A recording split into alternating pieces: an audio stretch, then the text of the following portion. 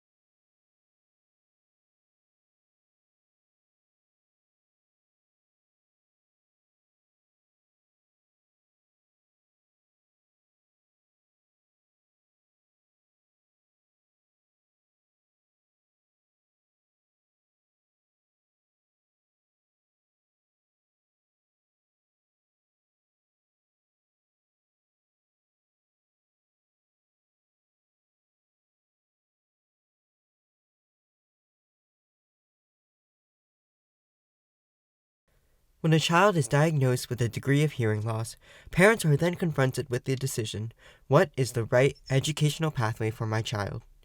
For many families, the two main pathways to choose between is an educational career in schools primarily for the deaf and hard of hearing, or a mainstream school.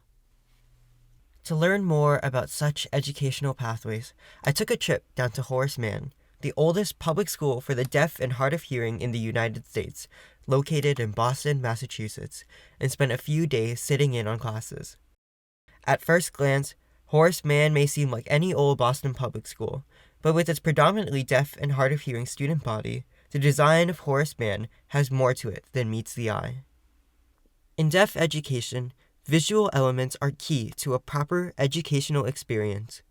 Covering the walls of classrooms and hallways at Horace Mann are visual aids that represent the everyday lives of these students. Representations for what is being learned in the classroom, who is in school and who is not, schedules, and even students who are in the process of video editing. Projectors and smartboards are important tools in the classroom as well. Thoughtful design is not limited to just visual aids. At Horace Mann, you'll often see tables organized in a U-shaped structure, with the teacher stationed in the opening of the U. Things such as classroom table arrangements and furniture can promote more face-to-face interactions in the classroom, which creates a much more positive educational environment for students who are deaf or hard of hearing. Horace Mann takes pride in its bilingual identity, placing emphasis on ensuring their students are fluent in both English and American Sign Language. However, this education was not always the standard.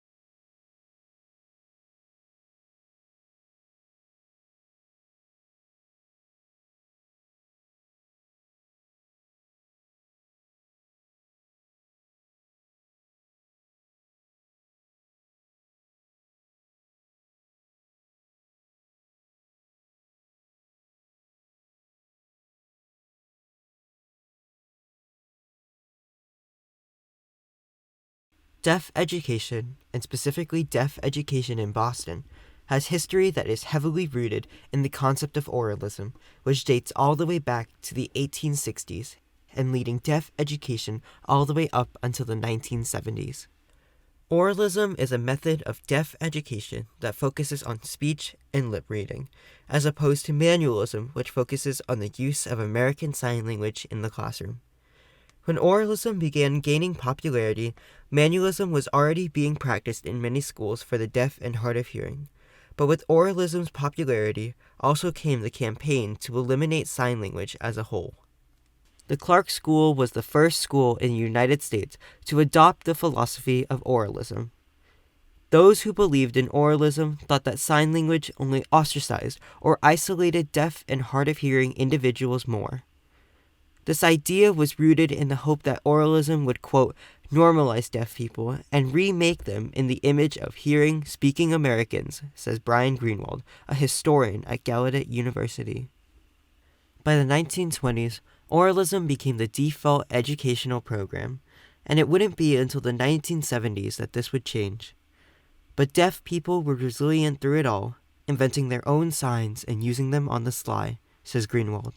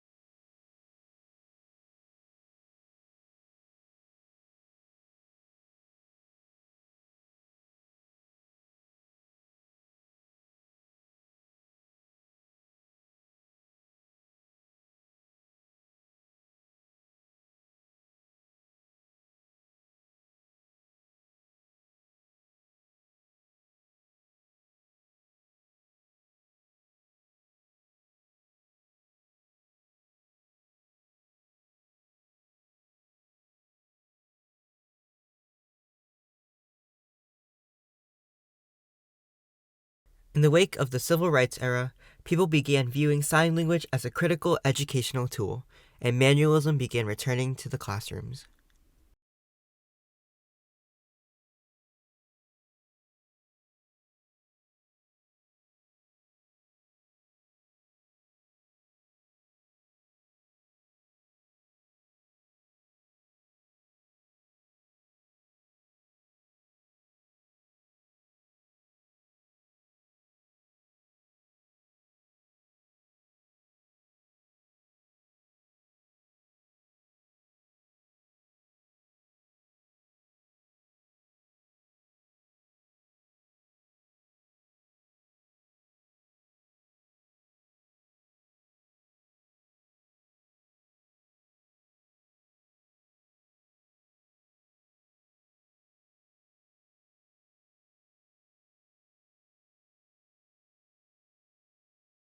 The benefits that schools like the Horace Mann offer emphasize why it is so important for parents to look at the options available for their children and determine what path is the most constructive environment for their education.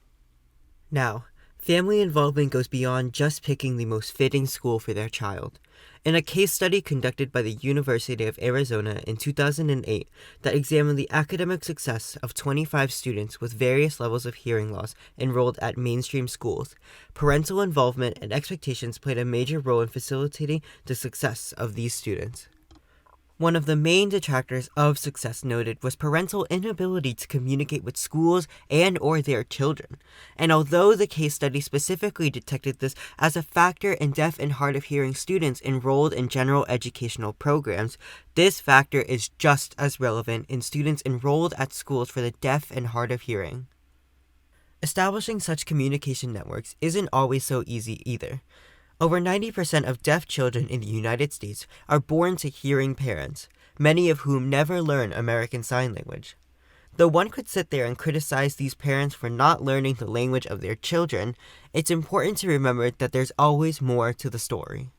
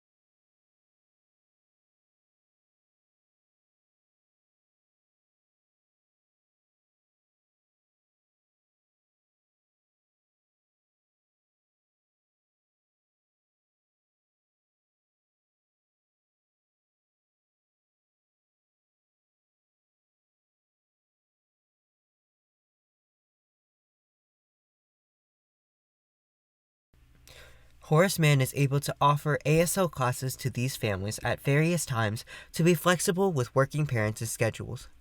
These resources that are available at Horace Mann are important beneficial factors that are often overlooked by families, resulting in a significant drop in enrollment in schools for the deaf and hard of hearing. Today, approximately 85% of children with a degree of hearing loss are enrolled in mainstream schools, but the question then begs, what do these students experience on a day-to-day basis at these schools? My name is Sebastian for Tarquino. I am 17 and I go to Boston Latin School, and I am deaf with two cochlear implants.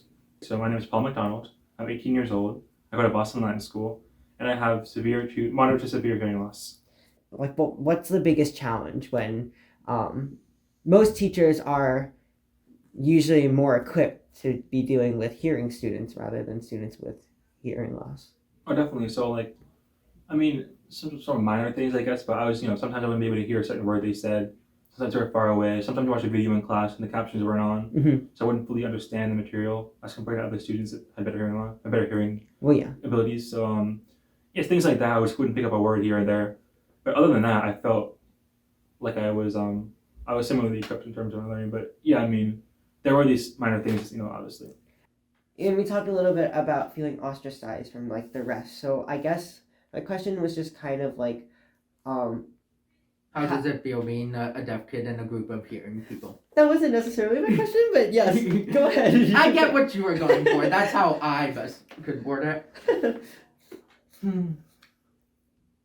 I guess I kind of just feel like I come from my own world because I have cochlear implants and I have an FM system. So I technically hear, but also I hear in a different way than they do. And also because I have those things, I'm not necessarily deaf in the way some other deaf people are, where they don't have cochlear implants or hearing aids, or they don't use it as often. And being in a public school where there aren't classes for ASL for lip reading, like there would be at a school primarily for the deaf and hard of hearing, it's made me grown. It's like I haven't it because of that. I don't know ASL. I lost my ability to lip read because of the pandemic, and so it makes me feel more isolated from the deaf community, because I want to be able to do those things, and I will learn to be able to do those things. It's just because I'm going to a public schools, being doing that is harder when there's not a class for it, and you'll have to go out of, well, not out of your way, because that should not out of your way, but you have to take the initiative and do it outside of school, which can be difficult because you also have to think about the workload and also your own personal hobbies. So things that I want to do and learn outside of school, that particularly connected to the deaf community, kind of just get lost in all of the other things I have to do. So it can kind of make you feel like it can kind of make you feel isolated from both communities in different ways, but you're also still a part of the deaf community, and you're also still in a group with hearing people, and that's not gonna change. The general educational pathway is often framed as the right pathway for students who are deaf or hard of hearing by individuals who do not have degrees of hearing loss themselves. This idea that a mainstream education is a more ideal pathway for everyone often comes from other hearing individuals and many of times from medical professionals. This idea stems from the concept that the issue that needs to be addressed is one's disability and not the issue on a systemic level. Although mainstream schools may generally offer a higher quality of education, the question is whether the student is able to access this education. Without the proper accommodations and sufficient aids, in what ways will the higher education benefit the student when they cannot efficiently access it? I mean, personally speaking, there's no big thing that I would say. People are really nice and teachers are great. I mean, not well. Obviously, they, in terms of their responsibilities as someone who's hearing loss, I think that they, this is my perspective. I feel like they've been able to be pretty good in terms of like having closed captioning on, making sure they speak loud enough. I feel like I always, for the most part, I always get teachers that like care about it and understand to do it.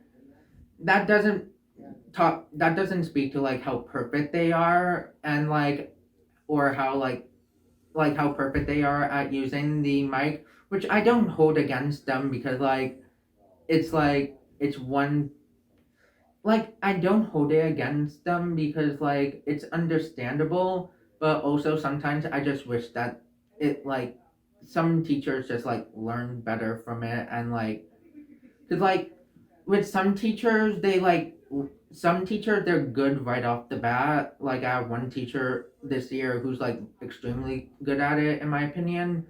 There's some teachers that like need some like help, but like most of the time, but like they like learn how to like advance like no, they learn how to be better at the FM. And then there's just some teachers who like they care, they try, but it doesn't feel like they ever learn that how to use it properly. So I'm constantly self advocating for myself for that whole year. And so yeah, thankfully at BLS, all of my IP accommodations have always been followed. There's never really been any problems besides the like daily life of having to like having to ask them to unmute. So, although Boston Latin School has been able to establish a strong and supportive special educational department, it's clear that there is still so much more to improve. The question immediately becomes, who is responsible for improvement? Who is to ensure that our students are receiving the education they deserve? Well, who other than our schools themselves? This is Ms. Gonzalez, the Special Education Coordinator at Boston Latin, here to talk about what accessibility training looks like for teachers. So, I was wondering, and I wanted to ask, how much time is allotted to accessibility training at Boston Latin School? And during this time, what does accessibility training look like? So every year at our school, we have two professional development days before school starts. And within those 2 days, the administration and all of us have to try to figure out how to make sure that we get everything we need to get in and get all the teachers' information they need to be able to work with any students. On the first day, we give out IEPs, 504s, students, every teacher gets a list. And then teachers who have students that have hearing devices, hearing technology, or anything around accessibility related to that end up getting a notification, and they're then required to attend a session that's roughly between 30 to 45 minutes, and then like 15 minutes usually allotted for questions, where they go through a basic understanding of what students' audiograms are, what are some of the different types of hearing loss that they may see based on those students this year. And then they walk them to how to use the hat system.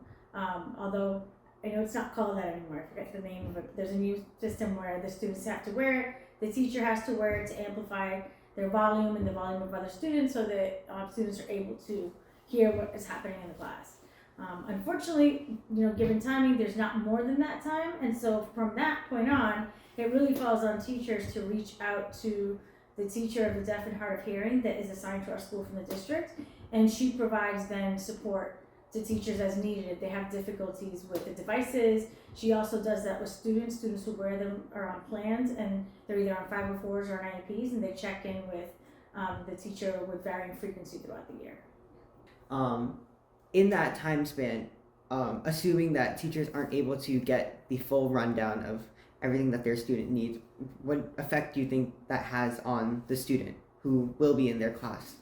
I think definitely it makes it challenging because sometimes what I've seen happen is that it puts the onus on the student to explain to the teacher how to use the device. or sometimes the students have to mention that, hey, can you put this on, or can you put closed captions on? And that's where the guidance counselors, myself, and the support team, sometimes even the nurses come, because we are developing students, from 7th to 12th grade, and as part of that, you're also developing self-advocacy, right? That's a huge part of what students are working on, and not every student walks into the building with those skills.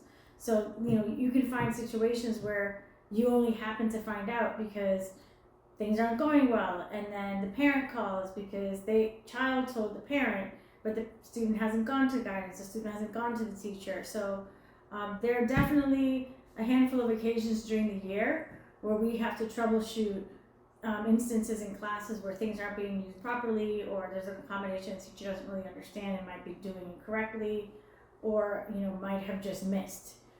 So it definitely takes a team of people. But I would say in that end, even in that, saying it out loud, it really puts more of the onus on the team, the support staff of the student and the parent, than it does on the teacher itself. It was the first time that I really I was given the equipment. I could see the hearing specialist monthly or every few months or whatever, but it was the time that I felt that I was finally alone and self advocating and figuring out how to teach, because my hearing specialist would give my teachers a demo on the FM, explaining how it works, but I also had to re-explain to them at the beginning of every year. And having an FM in a classroom and having to explain it to so many people, it gets exhausting having to self advocate for yourself. And because it's really simple to me. It's a device you wear around your neck, or you point it at yourself because it has 3 monitors, and there's a button that mute or unmute. Sounds simple, Yeah. but the amount of problems that happens where people will point the FM towards the wrong place. They'll try and speak into the charger port, which is not where the mic is, or I'll constantly have to raise my hand and be like, teacher, you had the mic muted, or can you please mute the mic so I can talk with my peers, or I would be like, can you put the mic next to the speaker, or can you turn on closed captions? And it's after doing that for so long, and sometimes it feels like the classmates or the teacher never really learns how to do it. I just kind of get I just kind of lose my patience, and I just get really, I don't know. It's tiresome, isn't it? Yes, it is. As mentor figures in the eyes of students, how can we expect students with hearing differences to excel in a mainstream classroom when their teachers do not understand them? Schools must dedicate more time to accessibility training for teachers, and teachers should be dedicating time and effort towards understanding the needs of their students. But with such a short span of time allotted to accessibility training, the reality of deaf and hard of hearing students enrolled at mainstream schools is a reality of self-advocacy. On top of that, with such little training, teachers may unconsciously allow their own personal misconceptions about the lives of deaf and hard of hearing students to seep into their lessons in many cases. Throughout their time at Boston Latin School, Fernanda Forero, a Latin alumni who is currently enrolled at Gallaudet University, stated that there were a lot of issues that were blamed on their deafness that shouldn't have been. For example, Fernanda talked about how their struggles in a subject would be attributed to their tendencies to not use their FM system in class. But in reality, sitting in the front while using their FM system simultaneously made it even harder for them to focus in class. We should begin by asking ourselves, what can we do to improve? Well, let's start by following Sebastian's example and learn how to use this. This is the FM system, an assistive hearing device that is often used by students at Boston Latin School. The FM system is one of many different types of devices. Like Sebastian explains, this is where you'll be speaking into. This is where you'll find the sensors that Sebastian was talking about. This is the charger port. Don't talk into the charger port. This system also has a mute button that should be switched on when not using it. Ask yourself as a peer, a hearing classmate, a student who is deaf or hard of hearing, a general education teacher, an administrator, a parent, or maybe just an everyday citizen, what can I do to improve the educational experience for another student? We can begin by viewing all pathways for students who are deaf and hard of hearing as viable pathways. It's important that parents are shown that each pathway has its own benefits and experiences that can be constructive for their child.